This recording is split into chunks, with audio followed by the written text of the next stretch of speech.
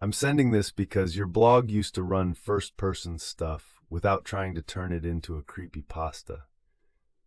I don't want this rewritten. I don't want advice. I want it somewhere outside my head in case I stop being able to talk about it. My partner, Jenna, went out of state to help her sister after a surgery. It was supposed to be a quick trip, and I told her I'd handle things at home. We live in a small rental house that's basically one floor with a high-ceiling living room and a loft edge you can't really access without a ladder. The light over the living room had been flickering for weeks. Jenna hates ladders, and I'm the one who always says, "I've got it."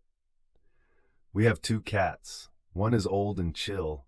The other is younger and food-motivated in a way that's almost organized. They know meal times down to the minute without looking at a clock. They sit where the bowl goes. They start meowing in the same cadence. If I'm late, they don't just get louder, they get more coordinated about it. The morning after Jenna left, I dragged the folding ladder out and set it under the ceiling fixture. I turned off the switch. I didn't cut power at the breaker because I was being lazy and it was daytime. I had my phone on the coffee table, playing a podcast, and my tool bag open on the rug. I remember being on the ladder, reaching up, and the ladder shifting. It wasn't dramatic, it was just not under me anymore.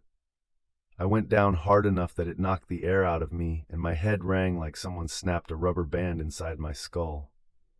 I didn't pass out. I wish I had. I lay there looking up at the ceiling fan blades and the light fixture and the ladder on its side. The first thing I noticed was that I couldn't roll over to check myself. My eyes worked. I could blink. I could breathe. I could feel the carpet under my cheek and the pressure in my chest like I'd been punched. But my arms and legs didn't answer. I tried to talk and nothing came out. My tongue moved, barely, but my throat wouldn't give me a voice. I didn't think paralyzed for days right away. I thought, I'm stunned. I thought I'd wait it out and then get up and then call Jenna and tell her not to worry. The cats came over fast, like they were waiting behind a door for a cue. The older cat sniffed my hair and then sat a short distance away like a nurse on break. The younger one stepped on my chest once, then walked to the kitchen and back like checking if I was playing some game. I was on my side, facing toward the kitchen entrance, with a partial view of the living room. The ladder was between me and the couch. The coffee table with my phone was just out of reach. I kept trying to move one finger toward it, like there was a switch I could flip if I just tried hard enough. I learned the first rule quickly. The cats responded to sound, not movement. When I forced out a noise, the younger cat stopped what it was doing and looked at me, not with concern, with attention. I can't describe my voice as a voice. It was air scraped through a closed throat. But it was enough. When I made that noise, both cats backed off and watched me instead of leaving the area. I kept doing it. I did it on purpose. I would take a breath and push it out until the sound happened. Then I would rest. I wasn't timing it with anything at first. I just did it when the younger cat got too close or started pawing at my shirt. It got dark in the house because the living room curtains were half closed and I couldn't get up to turn lights on. My podcast kept playing until it stopped on its own. The phone screen went dark. The only light was what leaked in from the street and the glow from the microwave clock in the kitchen, which I could see if I strained my eyes. The second rule showed up that first night. If I stayed silent too long, the younger cat started testing me.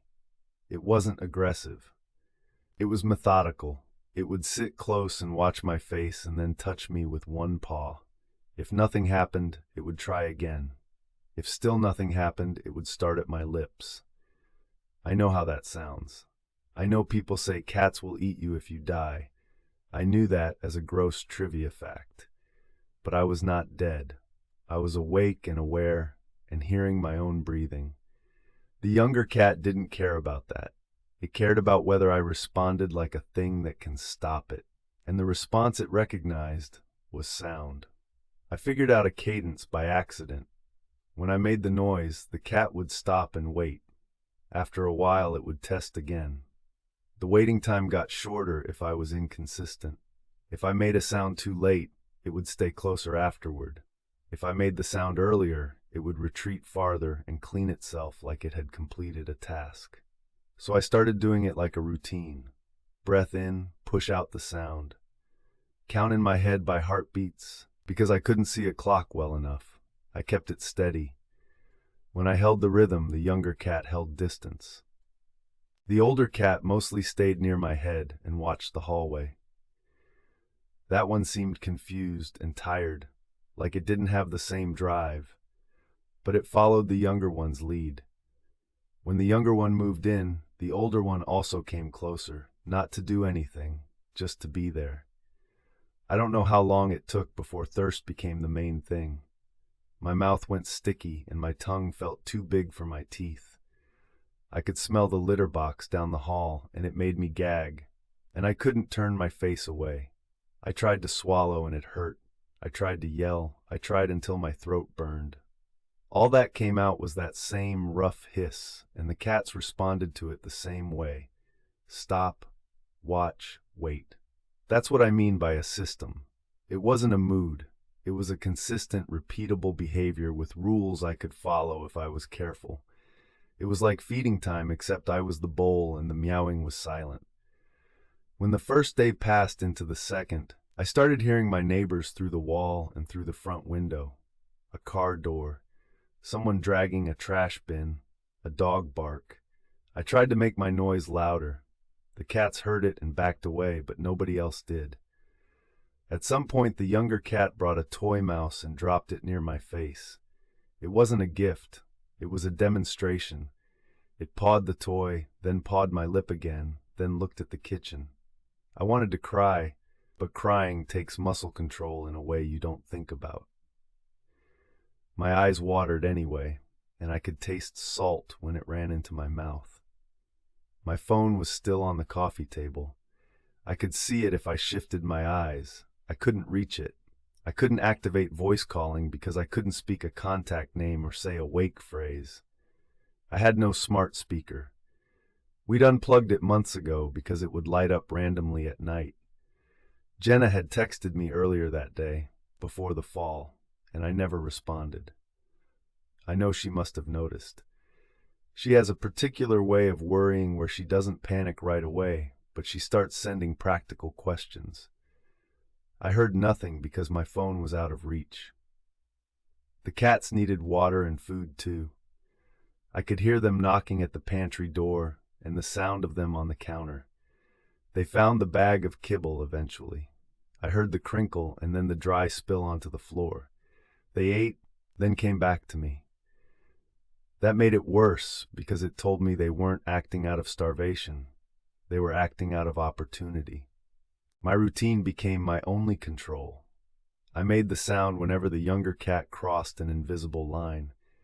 I could tell when it did because it would stop cleaning itself and focus. It would move with purpose, slow and straight. If I waited until it touched me, it was harder to make it back off.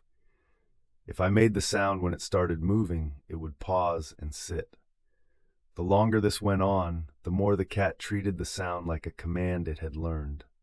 Not a warning, a cue. I'm not saying it understood language. I'm saying it had a pattern and it stuck to it. My body changed in small ways that were hard to track. My limbs felt far away. The carpet under my cheek became the only thing that felt real. My bladder hurt. I couldn't shift to relieve anything. I don't want to get graphic, but it was humiliating and it made the house smell wrong. The younger cat started licking at the damp spots on my face. It would lick my cheek where tears had dried. It would lick the corner of my mouth. That was the most frightening part because it wasn't even trying to bite. It was sampling. I kept the sound going, but it was getting weaker. It took more effort each time. I could feel my throat drying out. The noise became more like a breath leak than a hiss. On what I believe was the third night, the younger cat stopped backing away when I made the sound. It would pause, but it wouldn't retreat as far. It started staying close, like it had revised the rule. Sound no longer meant stop and wait across the room. Sound meant freeze and watch right here. That's what the title of this message means. They stopped waiting at a safe distance. The older cat started doing the same thing then. Not biting, just being close. Both of them sitting near my face, staring like the way they stare at the cabinet where treats are kept. I tried to bang something with my hand, and I couldn't. I tried to kick the ladder, and I couldn't. I tried to bite my own tongue hard enough to force a yell, and I couldn't manage it. Sometime after that, I heard the front door handle jiggle. It wasn't a burglar. It was Jenna. I recognized her voice outside, muffled, saying my name and then saying it again with a sharper edge. I tried to answer, and the sound that came out was the weakest I'd made yet. The cats flinched at it, not because it was loud, but because it broke whatever quiet they'd settled into. The younger one moved away from my mouth and toward the hallway, like it didn't want to be caught in the act. Jenna came in fast. I could see her shoes first, then her dropping her bag, then her kneeling. I watched her face shift as she took in the ladder, the position I was in, the smell, and the cats. She called an ambulance. She said my name over and over. She tried to give me water and I choked because I couldn't coordinate swallowing. She held my hand and I couldn't squeeze back. The cats acted normal the second she was there. They meowed at her legs like they wanted dinner. They rubbed against her calf. If you didn't know, you'd think they'd just been bored. I'm not writing this from the hospital. I'm writing it from the same house because I didn't end up staying admitted long. The scans didn't show what you'd expect. I'm not going into medical details because it turns into a debate, and that's not why I'm writing. What matters is that I can move again, but it comes and goes in blocks. I can walk, but sometimes my arm goes heavy and won't do what I tell it. Sometimes I wake up and my throat feels tight, like I'm back on the carpet. Jenna put the ladder in the garage and replaced the ceiling light with a lamp we can reach. She moved the cat food to a sealed bin. She put a water bowl in the bedroom so they don't have to roam. She jokes about it because that's how she copes, but she also started shutting them out of the bedroom at night. They scratch at the door on a schedule now. Not random. It starts after we turn off the light. It stops if I make that same rough sound. That's the part that keeps me up. I didn't teach them a trick. I showed them a rule that works on me.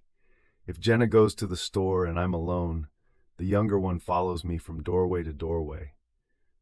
It sits where it can see my face. If I sit down, it sits closer than it used to. If I clear my throat, it freezes, then relaxes, like it's marking the sound and updating its plan.